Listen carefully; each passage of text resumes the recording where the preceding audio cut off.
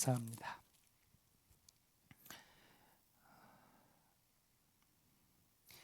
오늘 말씀의 제목은 이렇게 한번 정해봤습니다. 한번 같이 따라해 볼까요? 손을 견고히 할지어다. 네, 견고히 할지어다. 뭐라고요? 손을 견고히 할지어다. 오늘 스가랴 강해 18번째 시간입니다. 그래서 손을 견고히 할지어다 라고 하는 제목으로 함께 은혜를 나누려고 합니다.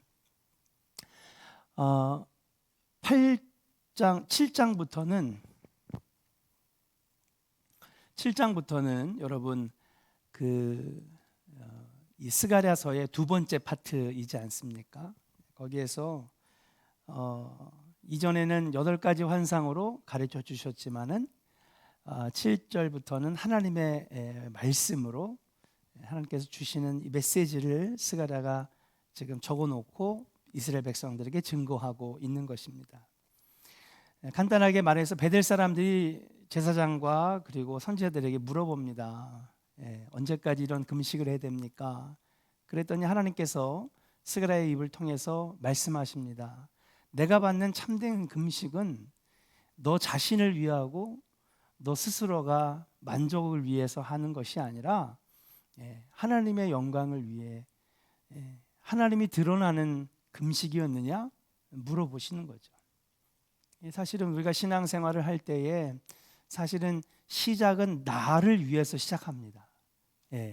그런데 하나님을 만나고 말씀으로 깨닫고 믿음이 더해지면서 이제 신앙생활이 초점이 나에게 맞춰져 있던 것에서 이제 점점 하나님 중심으로 초점이 맞춰지고 옮겨진다는 것이죠. 여러분들 이 말씀을 들으면서 한번 나 자신에게 한번 물어봤으면 좋겠습니다. 난 내 신앙생활은 지금 어디에 포커스가 맞춰져 있나, 초점이 맞춰져 있는가.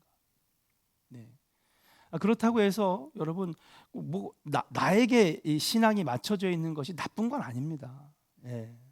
당연히 하나님의 도우심을 바라고 하나님의 복 주심을 바라는 게 나쁜 건 아니죠. 그건 당연한 것입니다. 그것이 바로 신앙심이고 종교심이죠.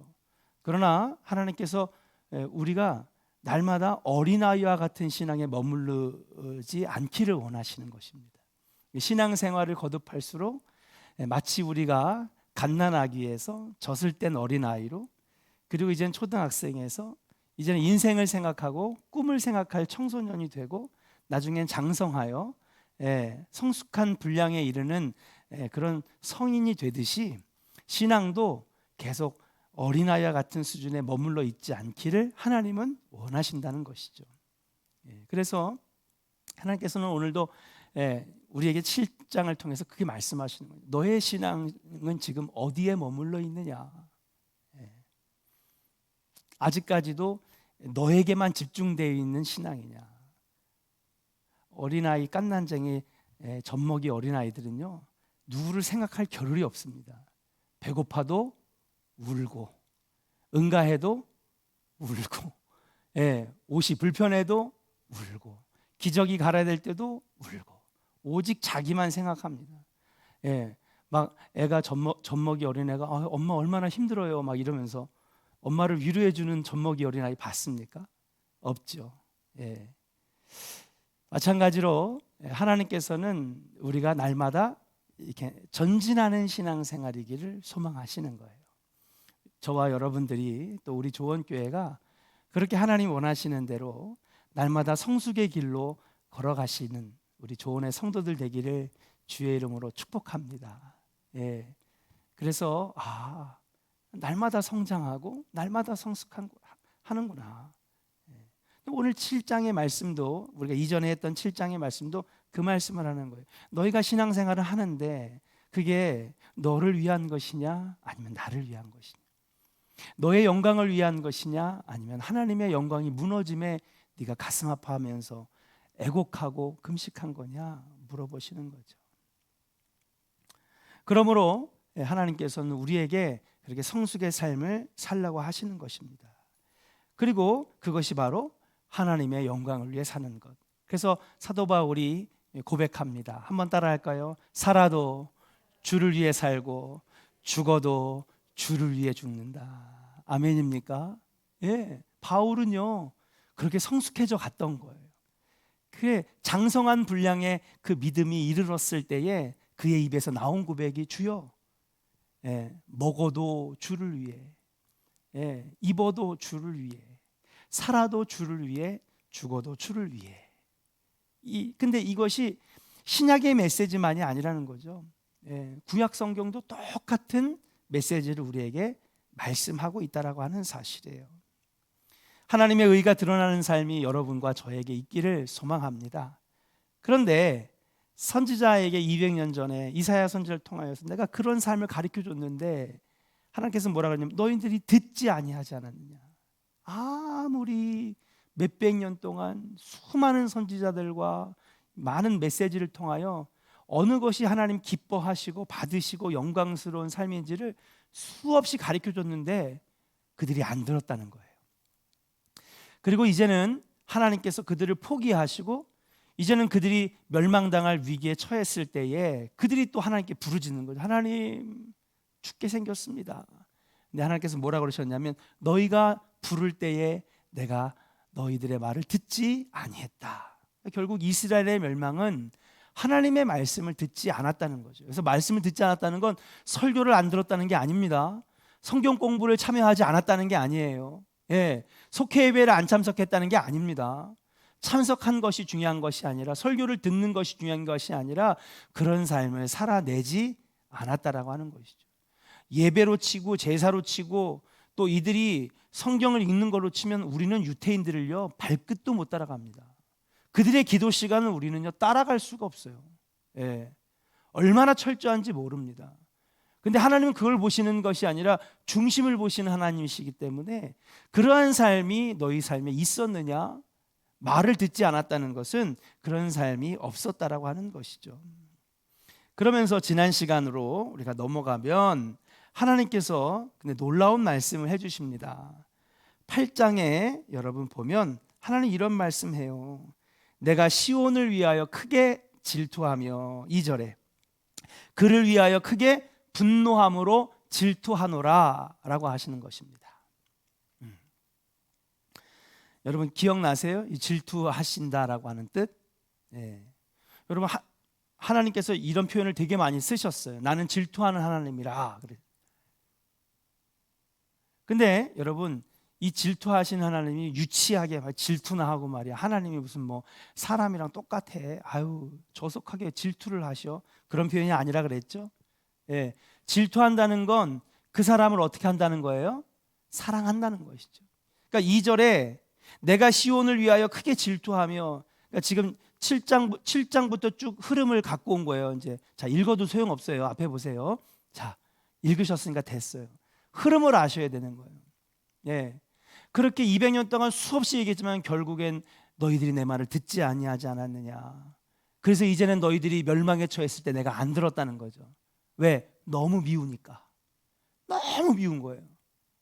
그렇잖아요. 남편한테 30년 동안 잔소리했는데 들어요? 안 들어요. 너무 미워. 너무 미워. 아휴, 그냥 나가서 그냥 예, 막 그러는데 그런데 하나님 뭐라고 그러시냐면 그래도 내가 여전히 내가 너희를 사랑한다 이거예요. 우리 딸의 아빠, 예, 우리 주원이 아빠, 예, 우리 아란이 아빠. 남자분들 죄송합니다. 반대일 수도 있어요. 꼭 왜 남자만 가지고 그러느냐. 예, 아무래도 빈도수가 많기 때문에 그런 거예요. 예, 참 미워 죽겠는 거야. 근데 뭐예요? 그래도 여전히 하나님은 누굴 사랑하셔요? 이스라엘을 사랑하신다는 거예요. 이 질투하시는 하나님이라는 건 뭐냐면 내가 여전히 너희들을 사랑한다라고 하는 것이죠.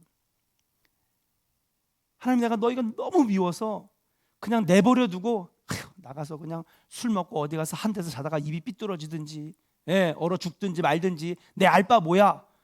그리고 입을 덮고 잤는데 걱정돼 안 걱정돼? 걱정이 안 되세요? 예? 한편 아유 나가 죽어 뭐 들어오지 마. 예? 아유 그냥 꼴보기 싫어 아주 그냥 미워 죽겠어 아주 그냥. 그러고 나가지고 새벽 2시가 됐는데 자요 못 자요? 잘 자요? 아 이분들 되게 독한 분들이네. 예. 아, 난 여자분들이라 되게 공감하실 줄 알았는데 하긴 요즘 여자들이 좀 무서워요. 예. 그렇게 그냥 온갖 악독한 말을 다 쏟아냈어도 막상 1시가 되고 새벽 2시가 되고 3시가 되면 안 들어오네. 또 술 먹다가 어디서 눈 내리고 말이야 비 쏟아지는데 어디서 한 데서 자다가 얼어 죽는 거 아니야? 이게 하나님의 마음이라는 거예요. 내가 너희가 너무 미워 죽겠는데 응? 근데 보니까 그래도 여전히 내가 너희를 사랑한다는 거예요. 여러분 이 마음이 아담과 하와를 에덴 동산에 쫓아내실 때부터의 그 하나님의 모습과 요한계시록까지 나타난 하나님의 모습이라 여러분 일맥상통한 하나님의 마음이에요. 아담과 하와를요 쫓아냈어요. 왜? 교만했거든요. 하나님처럼 되고자 했거든요. 아버지의 말씀을 안 들었어요. 저주를 내리죠. 이 못된 것들 말이야. 내가 너희들에게 얼마나 축복해 줬는데 파라다이스에 살게 하고 에덴 동산에 살게 하고 모든 것들을 다 다스리게 했는데 너희들이 나를 배신해? 너무 화가 나셨어요. 그래서 에덴 동산에 쫓아냈어요. 평생 땀 흘려야 됩니다. 여자는 해산의 고통을 가질 수밖에 없는 저주를 받았어요. 그런데 너무너무 미운데 저기 쓸쓸하게 에덴 동산을 떠나는 그 둘을 보니까 하나님 마음이 어때? 여전히 아담과 하와를 사랑하시는 거야. 그래서 어떻게 해요? 동물을 잡아다가 그들에게 입혀서 보내잖아요. 이게 하나님의 마음이라니까요. 너무너무 미워요. 그래서 400년 동안 하나님이 나타나시지도 않았어요. 음성 다 끊었어요. 인류를 멸망시키시려고 그랬어요. 그런데 여전히 하나님은요 우리 인간들을 사랑하셨어요. 그래서 누구를 보내셨어요? 하나밖에 없는 독생자, 그렇죠, 예수 그리스도를 주신 거예요. 여러분 이 하나님의 마음이 처음부터 끝까지 하나님의 마음.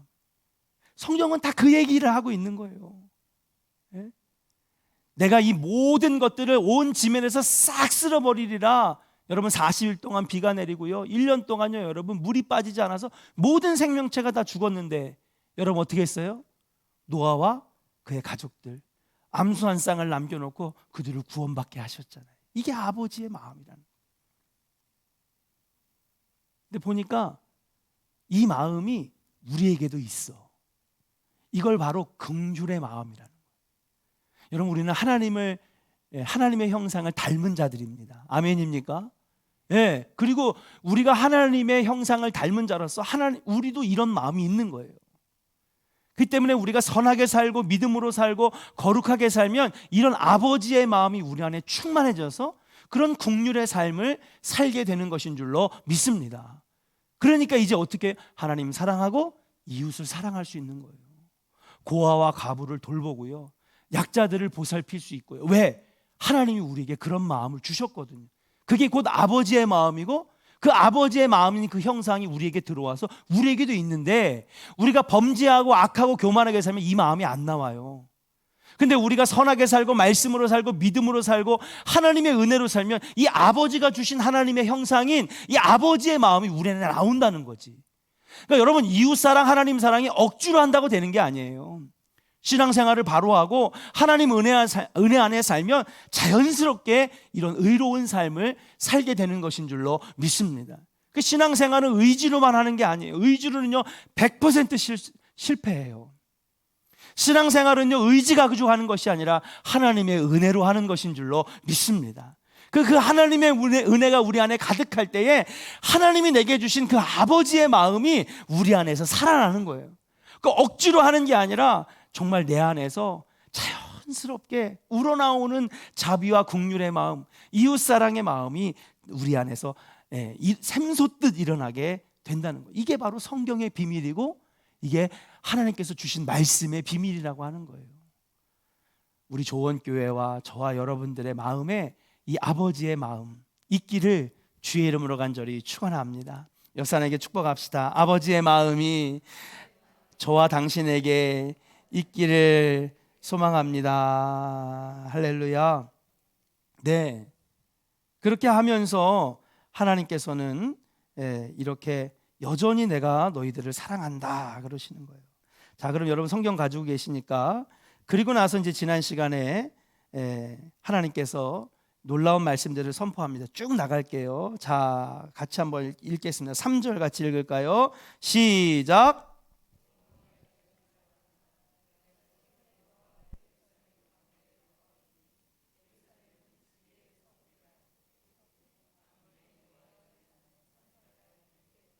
할렐루야. 예, 하나님이 내가 여전히 너희들을 사랑한다. 예, 너희들이 너무 미웠지만은 여전히 그래도 내가 너희들을 사랑한다. 그러면서 하나님께서 놀라운 말씀들을 하십니다. 뭐라고 하시냐 하면, 내가 시온에 돌아와. 따라할까요? 내가 시온으로 돌아와. 예, 다시 하나님께서 돌아오신다는 거죠. 여러분, 하나님이 돌아오신다는 게 여러분 정말 집 나갔다가 다시 돌아오시는 건가요? 아니라고 그랬죠. 하나님은 어디에나 계셔요. everywhere. 어디에나 계시는 거예요. 근데 하나님이 다시 돌아왔다는 것은 무엇입니까? 다시 내게 마음의 문을 여셨다는 것이죠. 안타깝게 여기시고, 하나님이 여전히 이스라엘을 사랑하시니까 하나님이 다시 우리 삶에 들어오셨다는 거예요. 그러면서 예루살렘의 회복을 선포하십니다. 오늘 여러분, 예루살렘의 회복 첫 번째는 뭘까요? 한번 따라 합시다. 예루살렘이 다시 하나님의 성읍이 됩니다. 아멘. 예. 첫 번째, 하나님께서 여전히 우리를 사랑하셔서, 이스라엘 사랑하셔서 예루살렘의 회복을 선포하시는데, 첫 번째 회복이 뭐냐 하면 하나님께서 다시 돌아오셔서 내가 이 예루살렘과 이스라엘을 하나님의 성읍, 하나님의 도성이 되시겠다라고 하시는 거예요. 무엇입니까? 다시 이들의 삶에 개입해 주시겠다는 거예요. 하나님이 없던 인생은요, 멸망이었습니다. 포로로 끌려갑니다. 자식들이 불타 죽고 눈이 뽑혀 포로로 끌려가는 비참한 인생이었습니다. 그게 하나님 없는 인생의 멸망의 삶인데, 하나님이 다시 우리에게 돌아와 주신다는 거예요. 내 삶을 개입하시겠다는 거예요. 내 삶에 들어와서 인도자가 되어 주시겠다라고 하는 축복인 줄로 믿습니다. 두 번째 축복입니다. 4절 같이 읽겠습니다. 시작. 만군의 여호와가 이같이 말하노라. 예루살렘 길거리에 늙은 남자들과 늙은 여자들이 다시 앉을 것이라. 다 나이가 많음으로 저마다 손에 지팡이를 잡을 것이요. 5절도 같이 읽까요? 시작. 그 성읍 거리에 소년과 소녀들이 가득하여 거기에서 뛰놀리라. 할렐루야. 여러분, 4절과 5절 하나님께서 다시 돌아오셔서 그들의 삶에 간섭하실 때, 첫 번째, 이 예루살렘은 다시 하나님의 성읍이 되시고 하나님의 나라가 되게 하신다는 거예요. 두 번째 회복은 4절과 5절입니다. 무엇입니까? 지난 시간에 얘기했던 것처럼 예루살렘과 이스라엘이, 따라합시다, 평화의 도성이 될 것이라. 그렇습니다. 여러분, 4절과 5절의 말씀에 보면 막 아이들이 뛰놀고, 나이 드신 분들이 손에 손을 잡고 벤치에 앉아가지고 의자에 앉아서 그 자녀들, 후손들이 밝게 뛰어다니는 평화로운 모습, 영화의 한 장면 같은 그런 평화의 도성이 되게 하시겠다라고 하는 선포를 우리에게 해주셨다라고 하는 사실이에요. 놀라운 은혜를 지금 하나님께서 지금 선포해 주시고 계시는 겁니다. 자, 그리고 난 다음에 세 번째, 지난 시간에 여기까지 했던 것 같은데요, 세 번째 하나님께서 또 예루살렘의 회복을 말씀하십니다. 7절 같이 한번 읽어볼까요? 7절 시작. 만군의 여호와가 이같이 말하노라. 보라, 내가 내 백성을 해가 뜨는 땅과 해가 지는 땅에서부터 구원하여 내고. 할렐루야. 따라할까요? 너희를 다시 구원하리라. 할렐루야. 너희를 다시 구원하시겠다는 거예요. 너희를 다시 구원하시겠다. 여러분 잘 보이세요? 글씨가 악필이라 죄송합니다. 그리고 얘가요, 이게 잘 안 써져요. 칠판 글씨도 별로지만은 이해해 주시기 바랍니다. 그럼 어떻게 구원해 주시느냐? 여기 7절에 보니까 말씀을 한번 볼까요? 만군의 여호와가 이같이 말하노라. 내가 내 백성을 해가 뜨는 땅과 해가 지는 땅에서부터 구원하여 내고. 해가 뜨는 땅과 해가 지는 땅에서부터 구원하신대요. 여러분, 그냥 구원이란 말을 그냥 뭉뚱그려서 포괄적으로 말씀하신 것이 아니라 해가 뜨는 땅과 해가 지는 땅에서부터 구원하신다는 거죠. 해가 뜨는 땅은 어디를 말할까요? 동쪽, 그죠? 해가 뜨는 데는 동쪽이죠. 그죠? 여러분, 이들이 역사적으로 받았던, 고통을 줬던 나라들이 있습니다. 해가 뜨는 땅들이 어디냐? 바로 동쪽에 있는 나라들, 동북쪽에 있는 나라들인데, 다시 말하면 어디예요? 메소포타미아,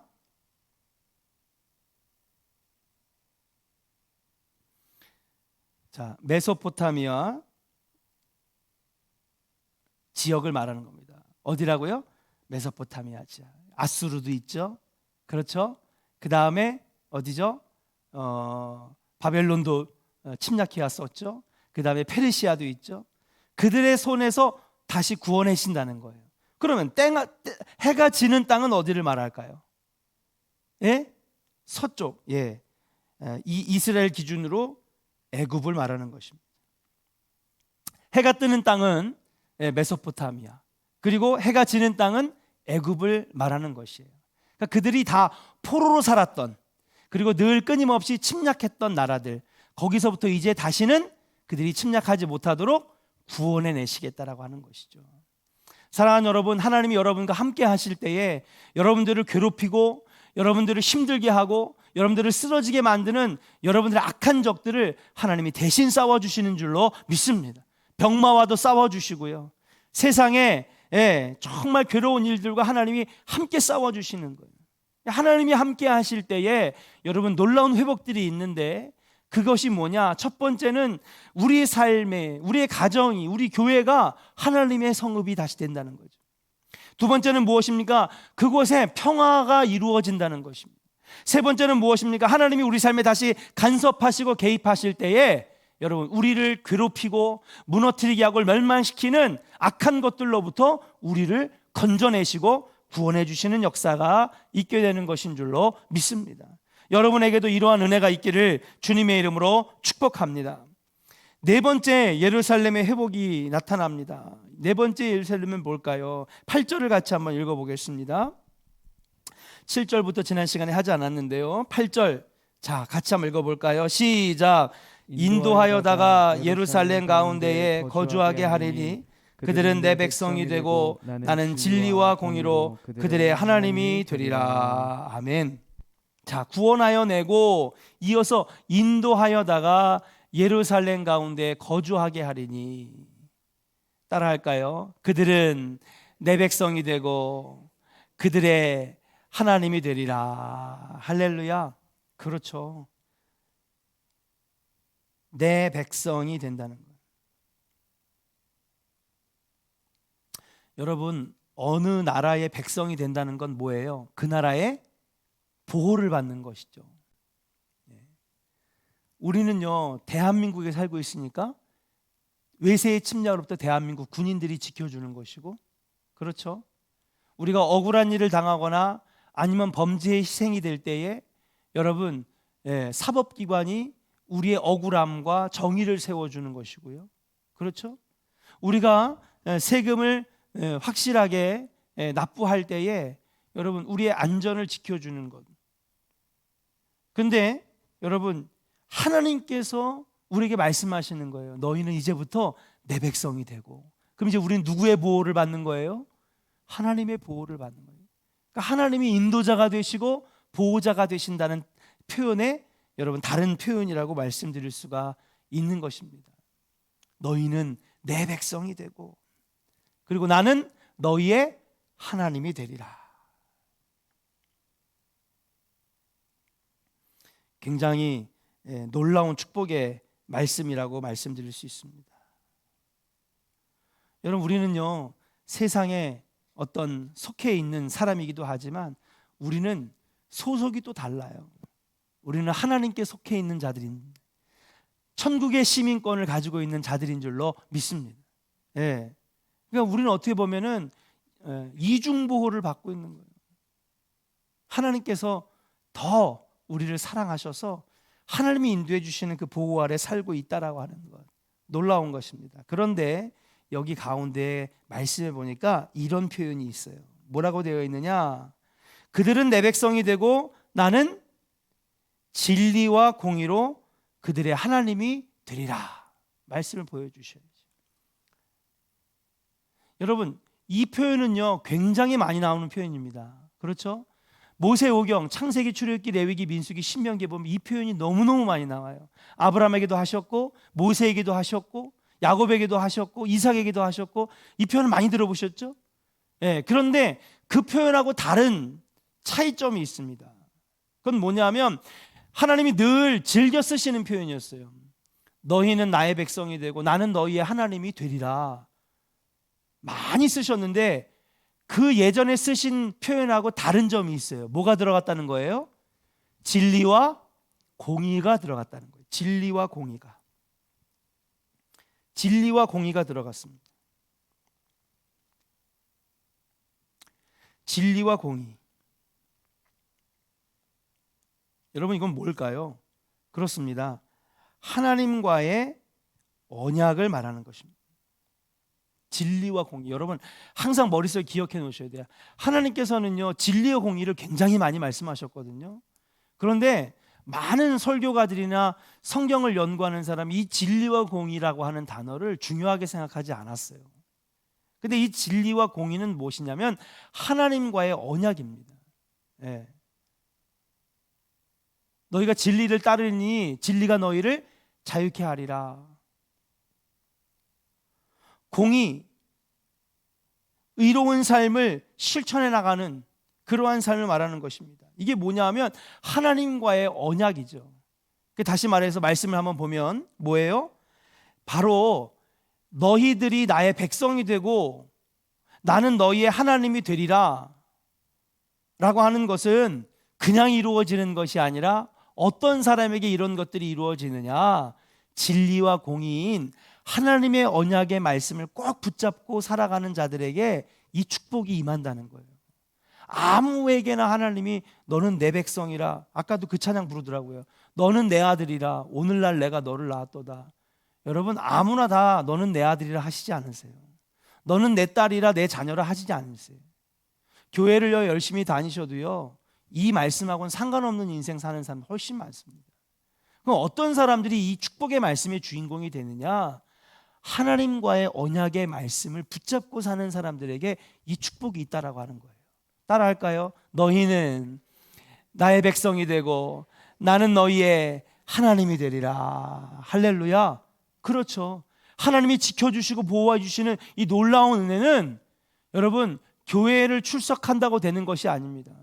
하나님의 영광 상관없이 나의 안위와 유익을만을 위해서 신앙생활하는 사람에게 주어지는 것이 아닙니다. 여러분 이 말씀은요 예수를 모르는 사람에게는 아예 해당도 안 되는 거고요. 여러분 이 말씀 누구에게 주세요? 이스라엘 백성들에게 주시는 거예요. 이스라엘 백성들은요 제사도 드려요, 11조도 합니다, 절기도 지켜요, 아버지께 예배합니다, 하루에 꼬박꼬박 3번에서 5번 기도합니다, 철저하게 율법을 지킵니다. 그 사람들에게 하는 말씀이라는 거죠. 그냥 가만히 있다고 이 말씀이 나에게 하시는 언약의 말씀이 되는 게 아니에요. 이스라엘 백성들도 마찬가지입니다.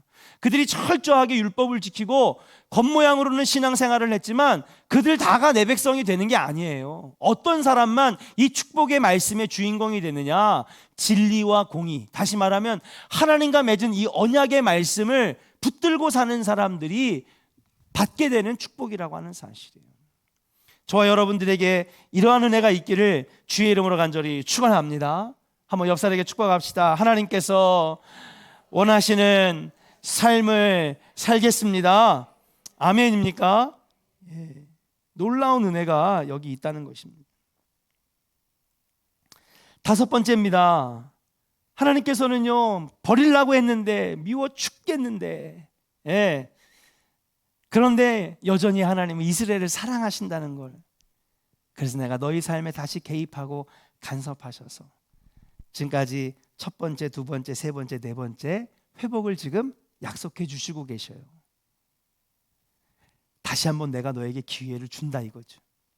응? 여전히 내가 사랑하니까. 그러면서 다섯 번째, 이스라엘의 예루살렘의 회복을 주님이 선포하십니다. 그게 뭐냐? 한번 따라합시다. 평강의 씨앗을 심을 것이라. 아멘. 평강의 씨앗을 심을 것이라고 말씀하십니다. 자, 9절 같이 한번 읽어볼까요? 9절 읽겠습니다. 시작. 만군의 여호와가 이같이 말하노라. 만군의 여호와의 집 곧 성전을 건축하려고 그 지대를 쌓던 날에 있었던 선지자들의 입의 말을 이날에 듣는 너희는 손을 견고히 할지어다. 아멘. 9절 말씀 띄워주세요. 자, 한번 볼까요? 만군의 여호와가 이같이 말하노라. 만군의 여호와의 집 곧 성전을 건축하려고 그 지대를 쌓던 날에 있었던 선지자들의 입의 말을 이라고 했습니다. 여러분, 이게 뭘까요? 성전 지대를 쌓던 날에 선지자의 말이래요. 그건 누구의 말일까요? 여러분, 성전 지대를 쌓을 때에 하나님이 음성을 주신 선지자가 있어요. 누구예요? 네? 누구죠? 학개 선지자입니다. 학개 선지자. 학개 선지자에게 내가 성전 지대를 쌓을 때에 학개 선지자에게 내가 음성을 주지 않았느냐. 그리고 그 다음에 9절 밑에를 보니까 이날에 듣는 너희는, 여러분, 이날입니다. 이날, 지금 현 시점이죠. 지금 이날에 또 듣게 해주시는 거예요. 누구의 입을 통해서? 스가랴 선지자를 통해서.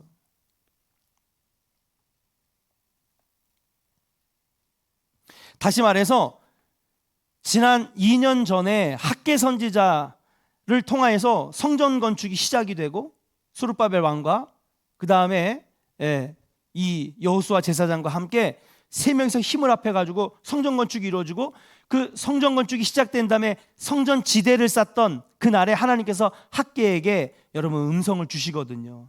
그때부터 오늘 2년이 지나서 스가랴의 입을 통해서 말하는 지금까지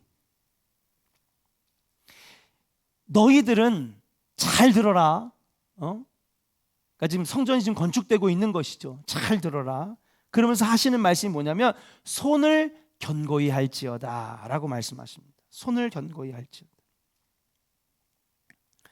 자, 이 손을 견고히 할지어다는요, 뒤로 가면 갈수록 이제 설명을 해드리겠습니다. 그러니까 한마디로 너희들은 이제 내가 다시 너희들을 사랑하고 너희들을 포기하지 않기로 결정했고 너희들을 회복하게 할 것이니 너희들은 잘 들어라. 잘 들어라. 다시 말하면 성전이 지어지기 시작할 때부터 지금까지 이 성전을 건축을 진행해 오던 너희들아 잘 들어라 라고 하시는 거예요. 그러면서 뭐라고 하시냐? 10절 같이 읽겠습니다. 시작. 이날 전에는 사람도 삭슬 얻지 못하였고 짐승도 삭슬 받지 못하였으며 사람이 원수로 말미암아 평안히 출입하지 못하였으니 내가 모든 사람을 서로 풀어주게 하였느니라. 그렇죠. 성전 지대를 쌓기 이전에는 어떤 삶이 있었느냐? 사람도 뭐를 얻지 못하고요? 삭슬 얻지 못하였다는 거예요. 짐승도 삭슬 받지 못하였으며. 그러니까 여러분, 삭슬을 얻지 못했다는 건 뭐예요? 열심히 일했는데 수입이 없는 거예요. 열심히 농사 졌는데 수확물이 없는 거예요. 여러분, 그런 삶이 있잖아요. 정말 죽어라고 일했는데 보니까는요, 나에게 지금 주어진 게 아무것도 없어. 짐승도 삭슬 받지 못하였으며 사람이 원수로 말미암아 평안히 출입하지 못하였으나 내가 모든 사람을 풀어 서로 치게 하였느니라. 여러분, 이게 무슨 말일까요? 여러분, 10절 말씀은요 그겁니다. 여러분, 그냥 말씀만 보여주세요. 한번 생각을 해볼게요. 성전이 지어지기 이전에는 너희들의 삶이 이렇게 피폐하지 않았느냐는 거죠. 열심히 일해도 너희들이 궁핍한 삶을 살았다는 거예요. 그렇죠. 하나님 없는 삶은 그들에게 너무 괴로운 인생이었습니다. 맨날 침략당하고 고통당하고. 그러니까 소득이 없는 인생이에요. 풍요롭지 못한 인생입니다.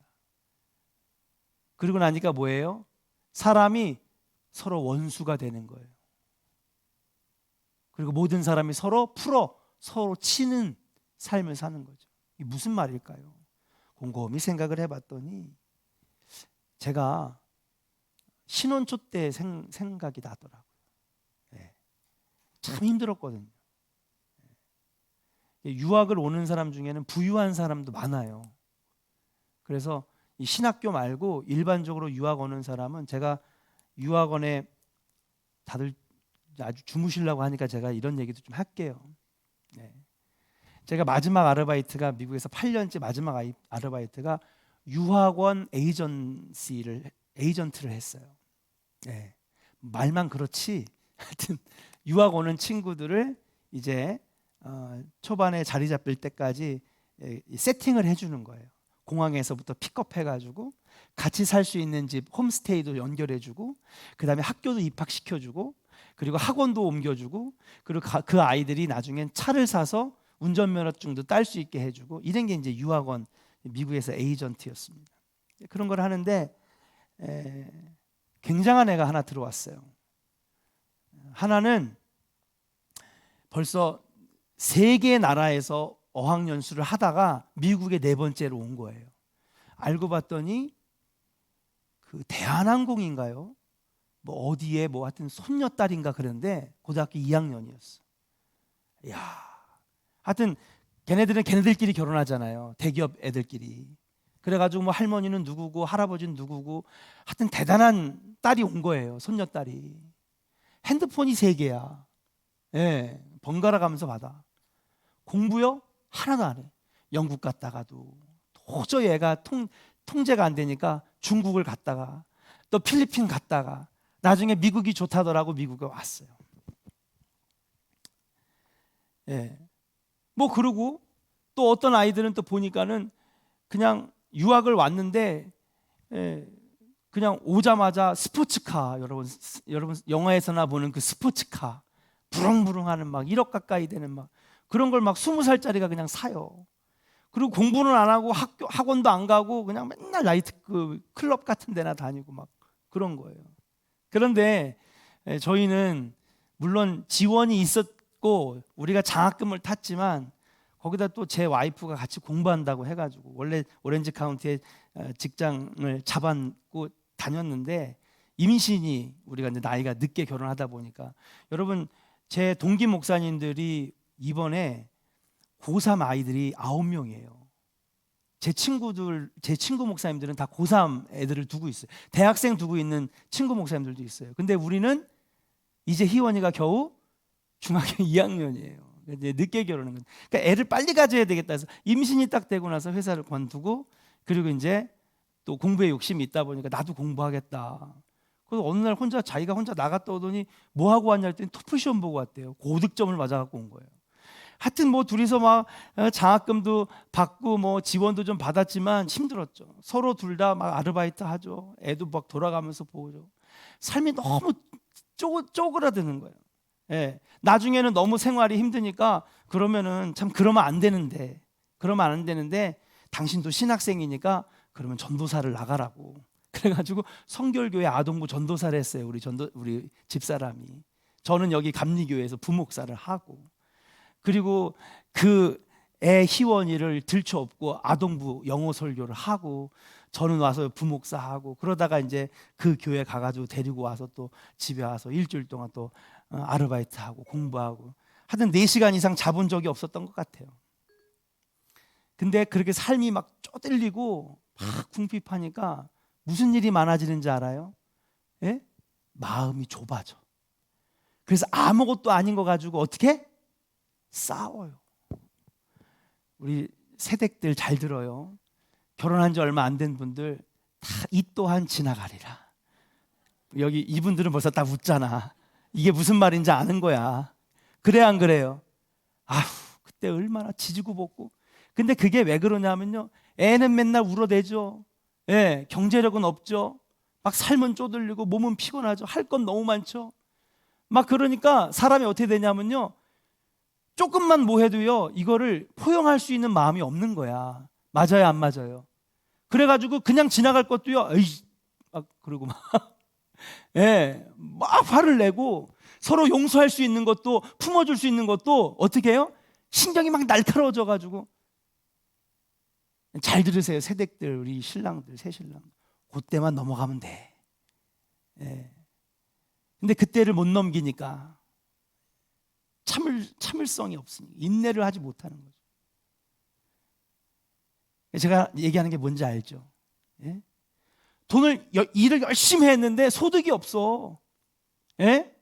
정말 바쁘게 뛰어다녔는데 뭘 했는지 모르겠어.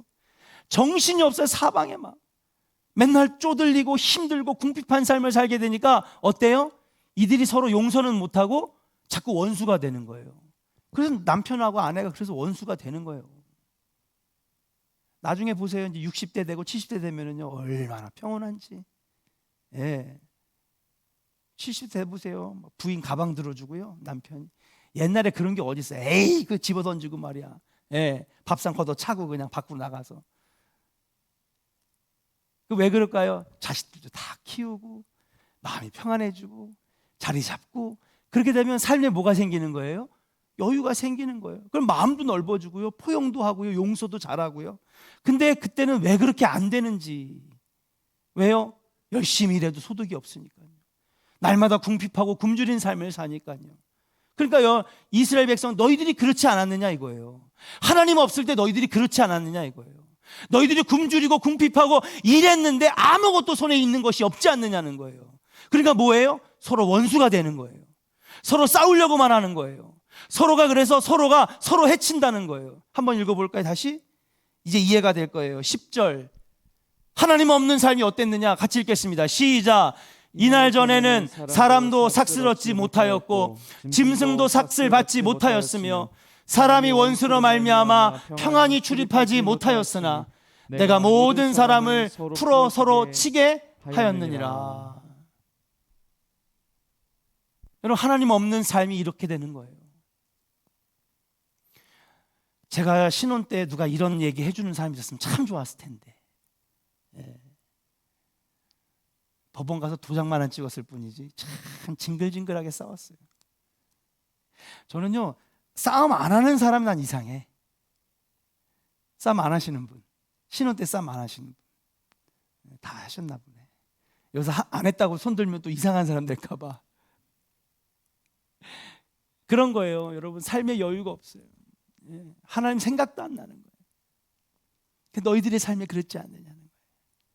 근데 여러분, 이제 그런 삶을 하나님께서 바꿔주시겠다는 거예요. 11절 같이 읽겠습니다. 11절 12절 시작. 만군의 여호와의 말씀이니라. 이제는 내가 이 남은 백성을 대하기를 옛날과 같이 아니할 것인즉 곧 평강의 씨앗을 얻을 것이라. 할렐루야. 따라합시다. 곧 평강의 씨앗을 얻을 것이라. 아멘.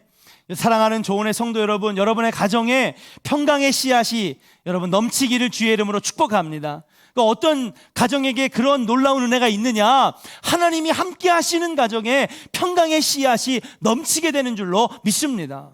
근데 하나님 없는 삶은 어떤 거예요? 여러분, 늘 부족하고 궁핍하고 마음이 불안하고 그래서 서로가 원수되고 용서하지 못하고 관용하지 못하고 품어주지 못하고 끌어안아주지 못하고 조금만 건드리면 그냥 싸우려고 하고 그래서 서로를 해치고 상처 주고 다치게 하고 마음이 찢어지게 만들고 하나님 없는 삶이 그렇다는 거예요. 그러나 너희가 정의와 공의를, 다시 말해 하나님의 언약을 꼭 붙들고 너희들이 나의 백성이 되고 내가 너희의 하나님이 되면 내가 이제 너희의 가정에, 너희의 교회에 평강의 씨앗을 심어주리라 말씀하시는 거예요. 아멘입니까? 예, 이제 눈 다 뜨신 것 같아.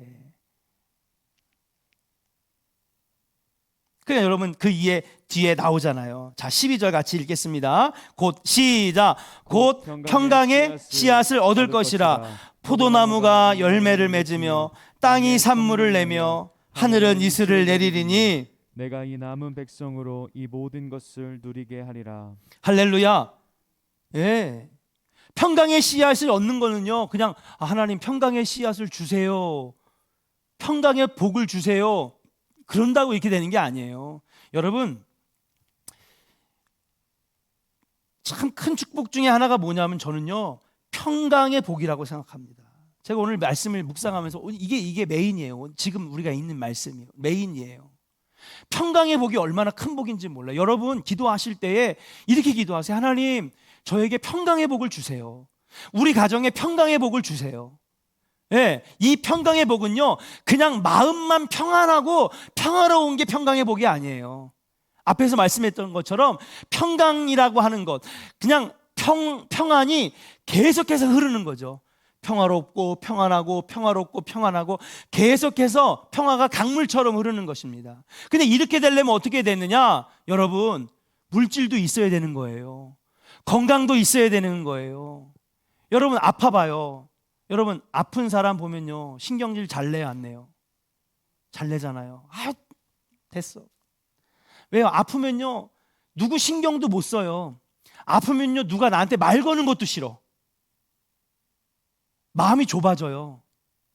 여러분, 우울증이나 아니면 공황장애나 불안장애나 이런 이 마음의 병을 갖고 있는 사람들 보잖아요. 그러면요, 여러분, 넓게 못 봐요. 예. 사람을 대할 때 관대하지 못해요. 왜? 자기가 아프니까, 마음의 병이 있으니까 넓은 마음으로 못 바라보는 거예요. 그 여러분, 평강의 복이라고 하는 것은 뭐냐? 여러분, 이 평강의 복에는 이거 포함되어 있는 거예요. 하나님께서 물질도 넉넉하게 주시고. 물질 없어 봐요, 여러분. 얼마나 힘들어요. 마음이 좁아져요. 예. 삶이 궁핍하면은요, 여러분 신경질적이고요. 평강의 복을 얻는다는 건 뭡니까? 여기에는 물질의 복도, 건강의 복도, 아멘입니까? 영적인 복도. 여러분, 그래서 평강의 복은요, 다 포함이 되어 있다고 저는 믿어요. 아니, 그렇게 오늘 하나님께서 그 마음을 주시더라고요. 아, 이게 얼마나 큰 복인가. 평강의 복이야말로 정말 큰 복이구나.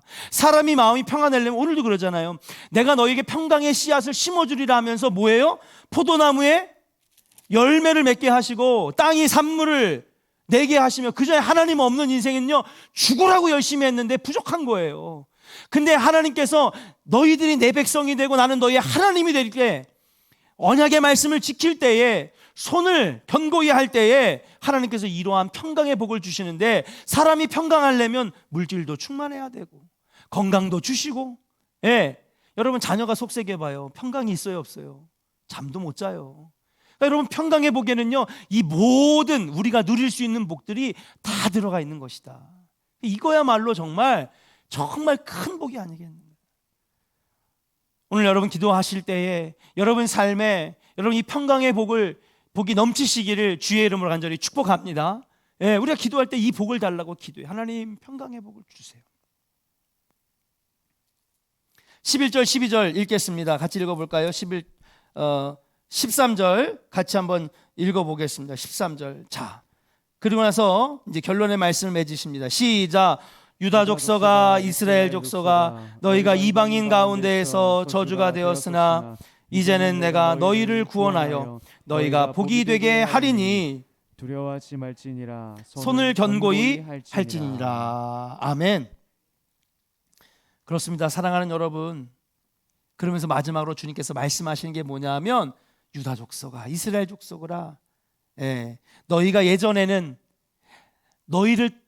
내가 너희를 떠났을 때, 하나님이 떠났을 때, 하나님 없는 너희 때에는 저주였지만은 이제는 내가 너희를 몹시 사랑하는 것을 내가 다시 깨닫고, 하나님께서 내가 너희들의 삶에 다시 간섭하고 내가 다시 너희들의 삶의 가운데에 거하며 이스라엘과 예루살렘을 하나님의 도성, 평화의 성읍으로, 하나님의 성읍으로 다시 만들 테니 유다 족속아, 이스라엘 백성들아, 이제는 두려워할지 말지니라.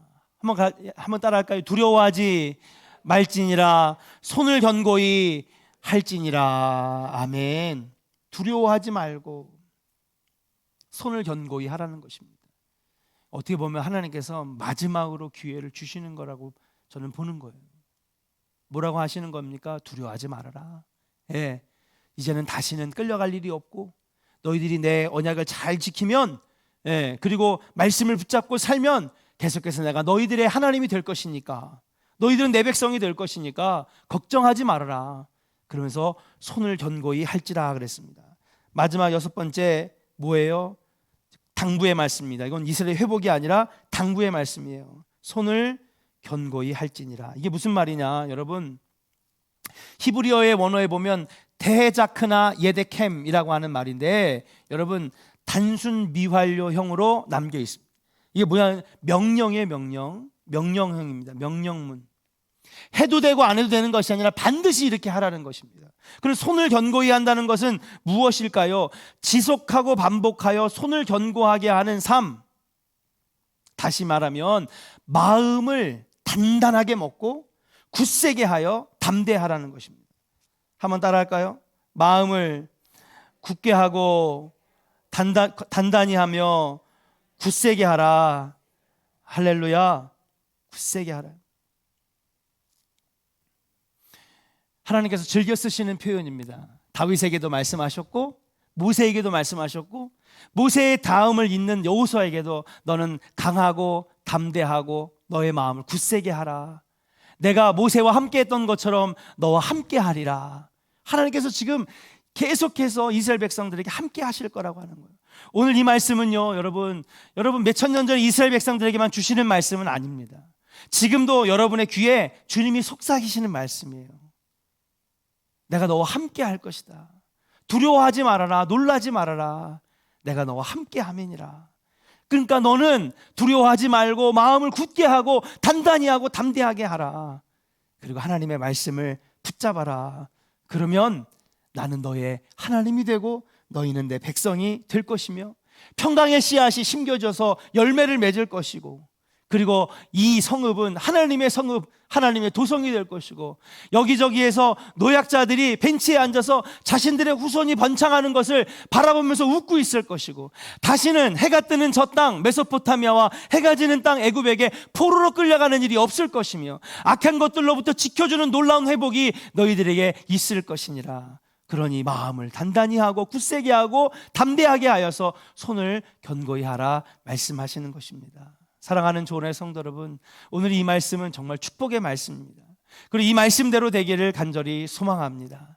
그러기 위해서는 우리가 하나님이 기뻐하시는 정의와 진리의 삶, 그리고 하나님 언약의 말씀을 꼭 붙들고 하나님과 함께하는 삶을 이어갈 때에 이런 은혜가 있을 줄로 믿고 앞으로 더 어려워지면 어려워졌지 여러분 결코 쉬워지는 미래는 없다고 생각을 합니다. 제2의 코로나, 제3의 코로나가 계속해서 일어날 것이고 세계는 계속 전쟁의 위험이 있을 것이고 여러분의 삶 또한 굉장히 많은 위협을 받을 것입니다. 그러나 분명히 명심하시기 바랍니다. 하나님이 함께 하시는 가정에는 이 놀라운 은혜가 늘 함께 있다라고 하는 것 믿으시고 여러분 오늘 함께 기도할 때 하나님만 바라보게 하여 주시옵소서.